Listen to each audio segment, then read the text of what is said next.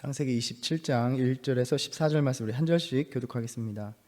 이삭이 나이가 많아 눈이 어두워 잘 보지 못하더니 맏아들 에서를 불러 이르되 내 아들아 하매 그가 이르되 내가 여기 있나이다 하니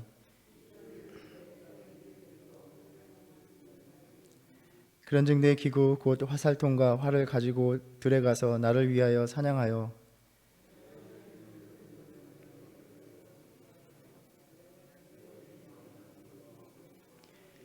이삭이 그의 아들 에서에게 말할 때에 리브가가 들었더니 에서가 사냥하여 오려고 들로 나가매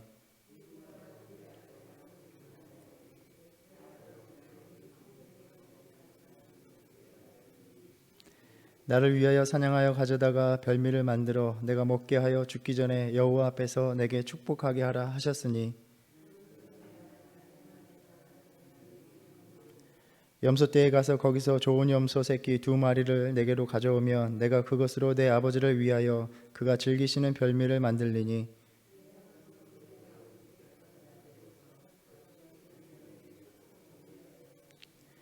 야곱이 그 어머니 리브가에게 이르되 내 형 에서는 털이 많은 사람이요 나는 매끈매끈한 사람인즉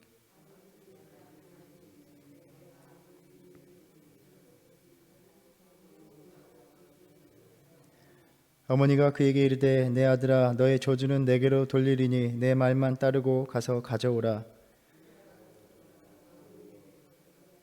그의 어머니가 그의 아버지가 즐기는 별미를 만들었더라. 아멘. 어제 우리가 나누었던 본문 26장에서 에서가 이방의 여인들을 아내로 맞은 것을 전하고 있습니다.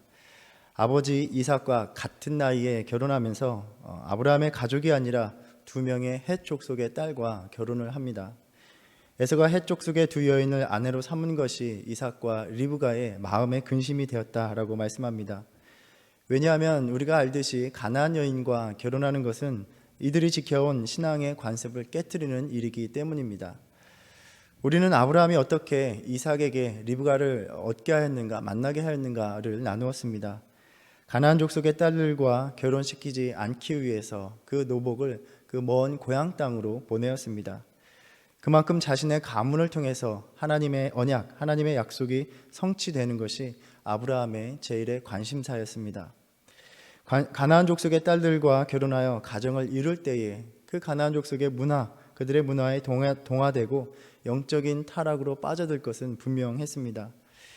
하나님의 언약에 머무는 그 믿음의 가정을 이루었던 이삭과 리브가에게 에서가 가나안의 딸들을 아내로 취하는 것은 하나님의 약속이 끊어질 위기를 맞는 것과 같기에 이들의 근심은 결코 가볍지 않았을 것입니다. 이는 에서에게서 야곱을 피하게 하는 리브가의 말에서도 잘 드러납니다. 이어지는 46절에 이삭에게 내가 햇사람의 딸들로 말미암아 내 삶이 싫어졌거늘 야곱이 만일 이 땅의 딸들 곧 그들과 같은 햇사람의 딸들 중에서 아내를 맞이하면 내 삶이 내게 무슨 재미가 있으리까 라고 이렇게 말을 합니다. 야곱을 하란 땅으로 보내는 이유는 에서에게 죽임을 당하지 않게 하려는 이유뿐만이 아니라 이방의 영향에서 이스라엘의 믿음을 순수하게 지키고자 하는 관심이 있었기 때문이다, 우리가 알 수 있습니다. 자신의 집안의 이 같은 신앙의 원칙을 가벼이 여기는 에서의 부주의한 결혼은 에서가 아브라함의 복을 물려받을 자격이 없음을 드러내는 일입니다. 이삭이 나이가 많아서 눈이 어두워서 잘 보지 못하였다, 이렇게 말을 합니다. 그의 육신이 쇠하였다라는 것뿐만이 아니라 어떤 그의 영적인 분별이 약화해졌다라는 것을 암시하기도 합니다. 그래서 자신의 죽음의 때가 이른 것을 직감한 이삭은 에서에게 축복 의식을 준비시킵니다.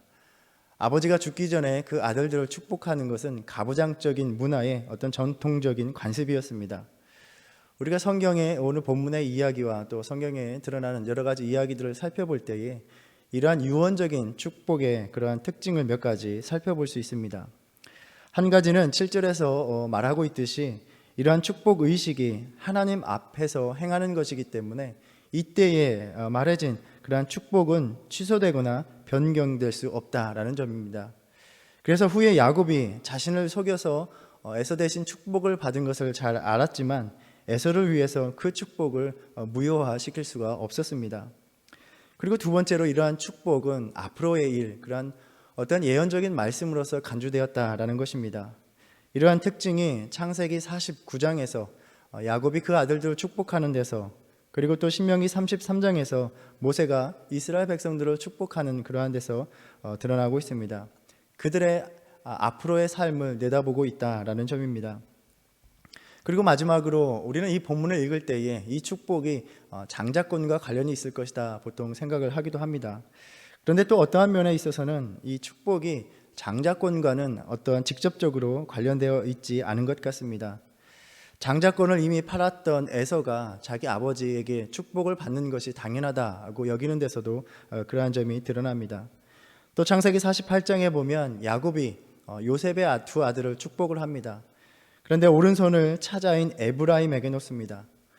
요셉은 이것이 마음에 들지 않아서 그 손을 바꾸어 주려고 하지만 야곱은 내 아들아 나도 안다 라고 하면서 여전히 그 아우가 그보다 큰 자가 되고 그의 자손이 여러 민족을 이룰 것이다 라고 말을 하면서 에브라임 즉 차자를 므낫세보다 앞세웁니다. 그리고 49장에 보면 야곱은 단지 장자를 불러서 축복하는 것이 아니라 12아들 모두를 불러서 축복하는 것을 우리가 볼 수 있습니다. 이러한 점들을 통해 볼 때에 누구에게 어떠한 축복을 할 것인가는 축복을 하는 아버지나 할아버지에게 달린 것으로 보입니다. 보통 한 아들을 다른 아들보다 더 축복한다 하여도 그렇게 모든 아들을 불러서 축복을 하는데 이삭이 이렇게 단지 한 명 에서만을 불러서 축복하는 것은 의외로 보입니다. 에서가 해족 속의 딸들과 결혼함으로써 가족 안의 신앙적인 관습을 어기고 있고 또 이로 인해서 부모에게 근심을 가져다 주고 있다라는 점에서 그러한 에서만을 불러서 축복한다는 것이 더욱 놀랍습니다. 특별히 우리가 25장에서 에서와 야곱이 태어날 때에 큰 자가 어린 자를 섬기리라 라는 출생 때에 어떤 하나님의 예언적인 말씀, 계시가 있었습니다. 혹 이삭은 이러한 예언을 모르고 있었는가 라는 생각이 들기도 하고 또 그 예언을 심각하게 받아들이지 않고 있었을 수도 있고 또 우리가 언급했던 것처럼 늙음으로 인해서 그러한 판단력이 흐려지지 않았나 라는 생각이 들기도 합니다. 어찌되었든 이삭이 그렇게 에서만을 불러서 축복하려는 행동은 불행한 결과를 초래합니다. 우리가 읽었던 것처럼 자신의 죽음을 임박함을 깨달은 이삭은 에서를 불러서 사냥을 해서 자신이 좋아하는 별미를 만들어 오라고 요청을 합니다. 음식을 대접한다는 것은 기력이 회복하여 힘을 돋우는 것 이외에도 축복을 행하는 데 필요한 의식 행위였던 것으로 보입니다. 에서에게 그가 준비한 음식을 먹고 내가 죽기 전에 내 마음껏 내게 축복하게 하라 라고 말을 합니다. 그냥 내가 너를 축복하게 하라 라는 것이 아니라 내 마음껏이라고 말하면서 에서를 축복하고자 하는 그러한 이삭의 강한 바람을 보여주고 있습니다. 마치 이삭은 의도적으로 그들이 태어났을 때 받았던 말씀, 하나님이 주신 오래전에 그 예언의 말씀을 간과하려는 듯한 모습을 보이고 있습니다. 그런데 리브가는 바로 이삭이 에서에게 축복 의식을 준비하라는 이 말을 엿듣게 됩니다.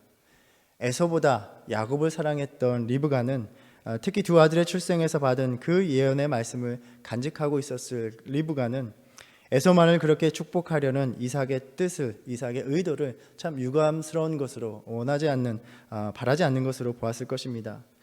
그래서 에서가 사냥을 하러 나간 사이에 이삭의 그러한 계획을 무력화시킬 시도를 합니다. 리브가의 행동이 가부장적인 사회를 고려해 볼 때에 어떤 여인으로서의 행동으로서 참 대범하게 다가옵니다. 그러나 우리는 리브가가 상당히 결단력 있는 인물이었음을 우리는 볼 수 있었습니다. 24장에서 이삭을 만나는 장면에서도 상당히 주도적인 인물로 나옵니다. 아브라함의 종을 따라 떠나겠느냐라고 물을 때에 과감하게 내가 가겠나이다 라고 대답을 했었습니다. 리브가는 그렇게 자기가 한번 마음 먹으면 주저없이 행하는 성격이었던 것 같습니다. 그리고 우리는 이삭과 리브가가 서로 다른 입장을 가지고 있다는 것은 그 아들들을 언급하고 있는 데서도 우리가 볼 수 있습니다. 4절에서 이삭이 그의 아들 에서에게 말하고 있고 6절에서 리브가는 그의 아들, 문법적으로 그녀의 아들 야곱에게 말을 하고 있습니다. 어떤 각자 자신의 아들에게 이야기하고 있다라는 그러한 의미로 다가옵니다. 그래서 리브가는 이삭의 계획과는 반대로 에서 대신 야곱이 아버지의 축복을 받게 하려 합니다. 그러한 자신의 계획을 야곱에게 이야기합니다. 그런데 야곱은 어머니의 계획을 듣고 아버지의 축복을 받을 때 오히려 축복이 아니라 저주를 받을까 두려워하며 거절을 합니다. 그러나 결국 어머니에게 설득을 당하게 됩니다. 주저없이 행동하는 성격의 리브가는 그 일을 지금 밀어붙이고 있습니다. 8절에서 내 아들아 내 말을 따라 내가 내게 명하는 대로 하라 라고 강하게 요구합니다. 이게 보통 가부장적인 사회이기 때문에 이 명령하다라는 히브리어 단어가 어떤 여성 주어와 함께 쓰이는 경우가 드문데 여기에서 쓰이고 있습니다. 또 야곱에게 염소 새끼를 가져오게 하여 자신이 직접 별미를 만듭니다. 그리고 13절에서 내 아들아 너의 저주는 내게로 돌리리니 내 말만 따르고 가서 가져오라 라고 말을 합니다. 지금 이렇게 리브가는 거의 모든 것을 다 처리하고 있습니다. 우리가 27장 전체를 읽어보면 우리에게 어떤 극적인 긴장감을 전해줍니다.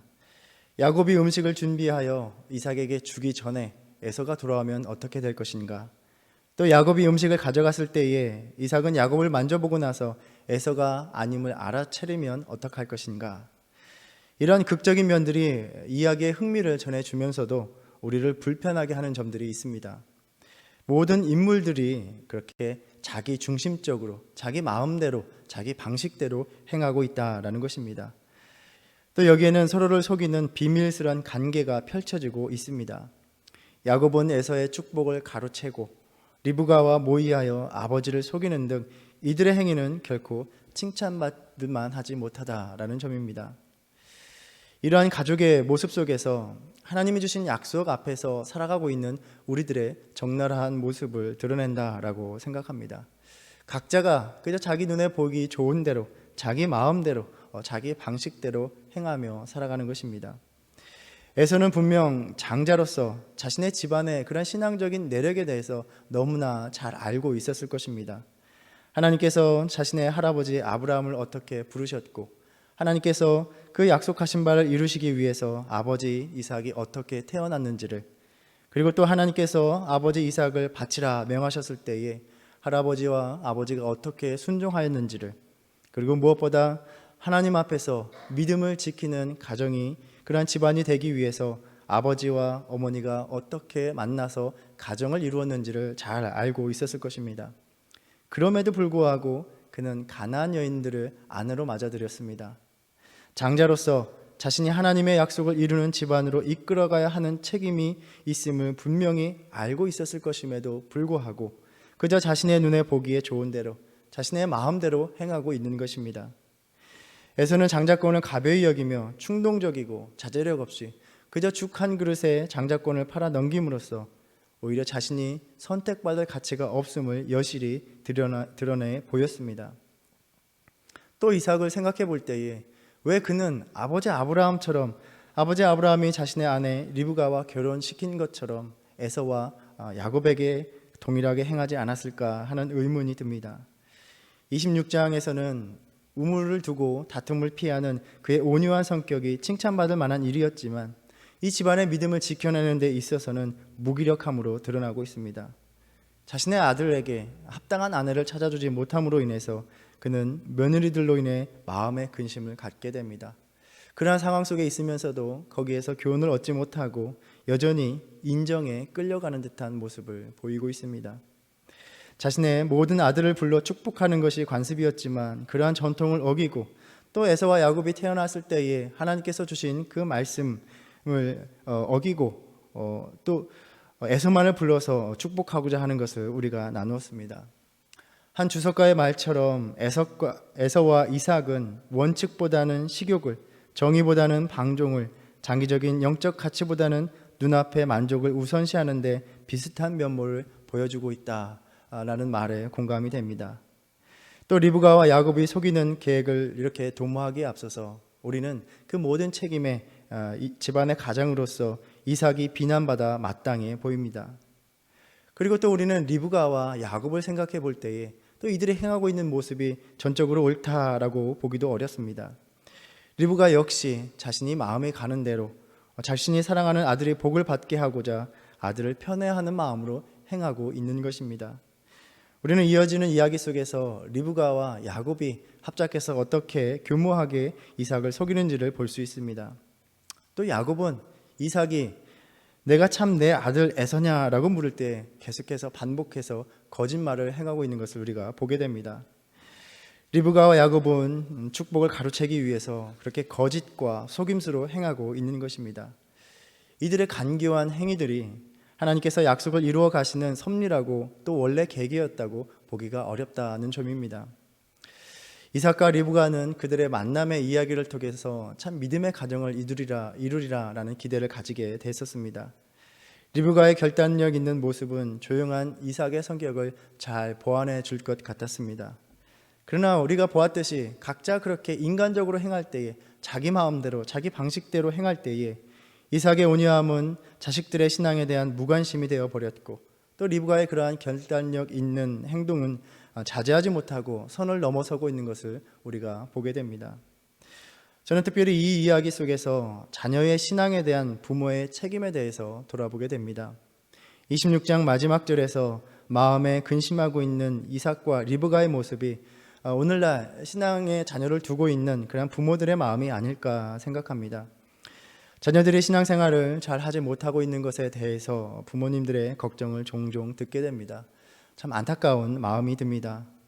그러나 또 한편으로는 부모된 우리의 모습, 또 이 공동체에서 자녀들의 영적인 부모로서 그들의 신앙을 책임지기 위해서 단호한 모습으로 살아가지 못하고 있는 우리들의 모습을 돌아볼 필요도 있다라고 생각을 합니다. 아마 오늘날만 그렇지는 않을 것입니다. 대부분의 부모님들이 아이들이 부족한 것이 없고 또 아쉬움 없이 자라나도록 모든 힘을 쏟아 붓고 있는 것을 봅니다. 특히 교육에 대해서는 아주 엄격하고 단호하게 아이들을 키우는 것을 보게 됩니다. 아이들을 대하다 보면 이러한 것은 꼭 해야 된다. 그렇지 않으면 큰일 난다. 우리 부모님들이 이것을 꼭 하게 만든다. 아주 단호한 것들을 가끔씩 보게 됩니다. 그러나 과연 신앙에 대해서도 그러한가 하는 점입니다. 아이들을 향한 우리의 단호함이 선택적이라는 점입니다. 신앙적인 가르침에는 단호하지 못한 모습을 우리가 종종 보게 됩니다. 예를 들어서 아이들이 학교에 늦지 않게 하려는 그러한 만큼 우리 아이들에게 예배에 늦지 않아야 된다라고 가르치고 있느냐라는 것입니다.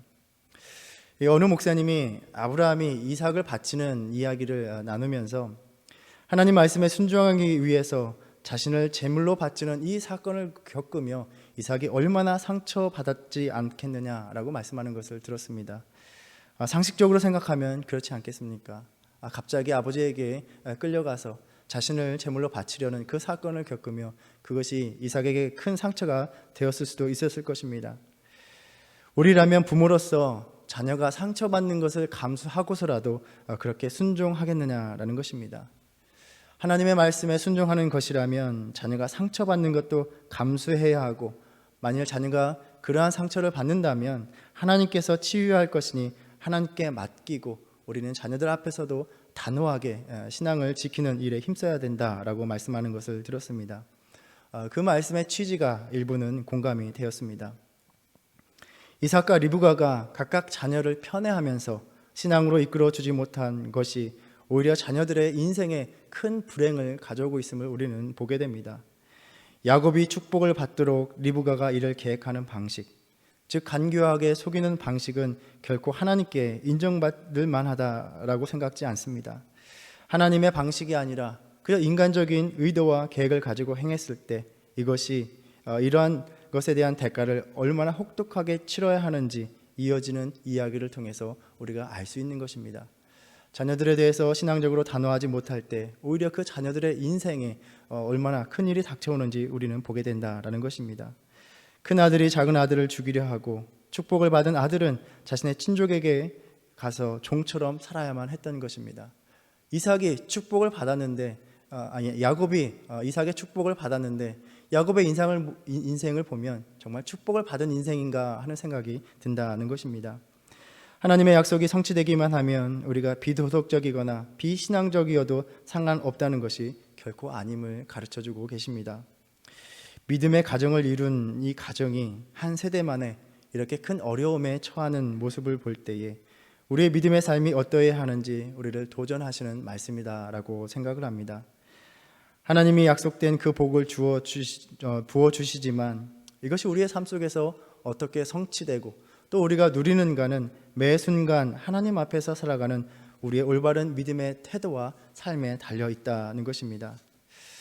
오늘 이야기를 통해서 그저 각자 자신의 인간적인 마음으로 자기 마음대로 자기 중심적으로 살아가는 이 인물들을 보면서 우리가 그것을 교훈 삼아서 하나님의 복을 약속받은 자로서 믿음을 지키는 데 있어서는 단호하고 또 책임 있는 삶으로 살아가는 저와 여러분 되기를 간절히 바랍니다.